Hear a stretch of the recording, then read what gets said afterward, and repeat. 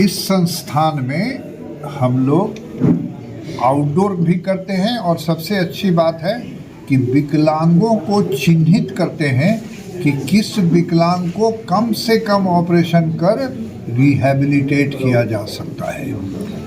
अधिकतर हम देखते हैं कि ऐसे बच्चे जो जन्म से विकलांग हैं, जो जिसे सेरिब्रल पाल्सी के नाम से जानते हैं, उन्हें स्पास्टिक भी कहते हैं क्योंकि उनके हाथ और पैर कड़े होते हैं।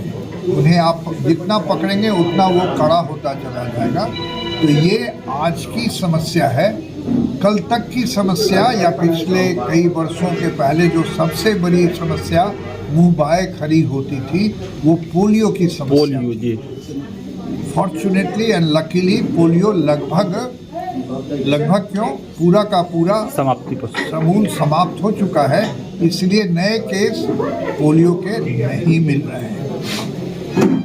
तो सेरिब्रल पाल्सी सबसे बड़ी समस्या है और हम कब सर्जरी करेंगे, किस उम्र में करेंगे, उसे और क्या कृत्रिम अवयव दे सकेंगे और कैसे रिहैबिलिटेट कर सकेंगे। ये वन स्टेज नहीं है, ये मल्टी स्टेज असेसमेंट और सर्जिकल रिहैबिलिटेशन। अभी तक कितने इस तरह का ऑपरेशन आपने? हम लोग महीने में करीब 25 से 50 तक ऑपरेशन करते हैं और फिर जो पहले के ऑपरेशन किए हुए बच्चे हैं उनको भी फॉलो अप करना पड़ता है।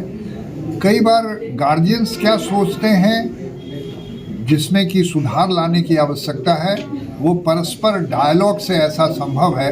लोग समझते हैं ऑपरेशन करा दिया मेरा बच्चा तो ठीक हो गया, ऐसा कतई संभव नहीं है क्योंकि फिजियोथेरेपी एक ऐसी विधा है जिसको हमेशा करते रहने की आवश्यकता होगी। जूते जो हम स्पेशल देते हैं वो बढ़ते उम्र के साथ छोटे होते चले जाएंगे। तो इन सारे बिंदुओं पर लगातार ध्यान कारण क्या इस तरह के बच्चों लोग को जो डिटेक्ट कर रहा है? आपने बड़ा ही अच्छा प्रश्न पूछा।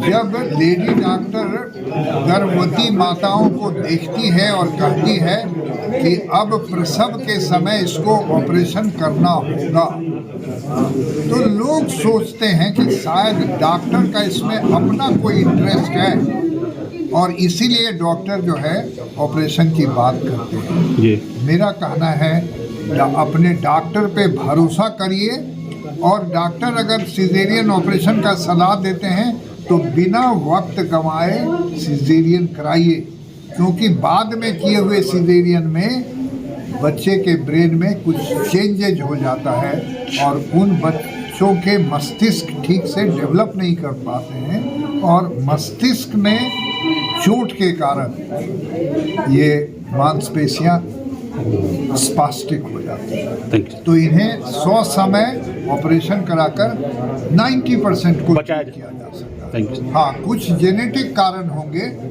अनुवांशिक होंगे तो शायद उन्हें हम ज़्यादा कुछ नहीं कर सकते रोकने के लिए। बेसिकली ये हमारा जो विकास मंच है संस्थान है, यहाँ पे स्पाइनल डिफॉर्मिटी पेशेंट्स, क्योंकि ये डेडिकेटेड सेंटर है स्पाइनल डिफॉर्मिटी के लिए अदर डिफॉर्मिटीज़ के लिए भी। चूँकि हमारे प्रदेश में डिफॉर्मिटी पेशेंट बहुत सारे हैं स्पाइनल डिफॉर्मिटी के, और चूँकि इसमें खर्च बहुत होता है, रिस्क बहुत है, डेडिकेटेड सेंटर नहीं है, इस कारण से इन बच्चों का इलाज नहीं हो पाता है।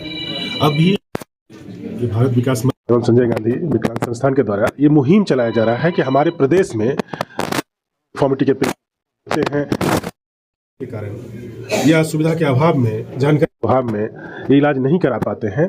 इनको जानकारी देना, इनका समुचित इलाज कराना, व्यवस्था कराना, right from investigation, blood arrangement, finance arrangement, getting surgery done, post of rehabilitation, post of counselling, post of physiotherapy, everything.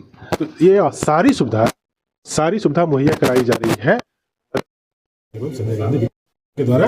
और इसलिए आज ये डेडिकेटेड कैंप है यहाँ पे, जिसके माध्यम से बच्चे आए हैं डिफॉर्मिटी के, जिनका है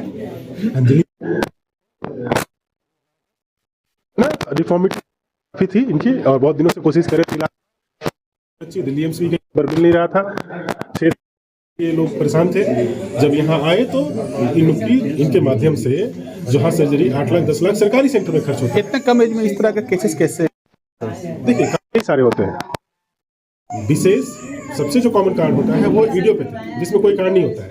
एक सर्टेन एज होता है 13 साल से लेके 15 साल के आसपास में ये विकृति बढ़ने लगती है। तब जाके पेरेंट्स को लगता है कि मेरा बच्चा टेढ़ा हो रहा है, और पीयर ग्रुप्स फ्रेंड्स जब बोलते हैं कि तुम्हारा तो टेढ़ा हो रहा है, कमर टेढ़ा हो रहा है, तो ये टिपिकल एज होता है इडियोपैथी आता है या गलत पोर्शन से? वो बाकी कारण है, वो अलग कारण है जो 50 साल से बारे में होता है। उनकी बात वो डिजेनरेटिव स्पाइन डिफॉर्मिटी होता है,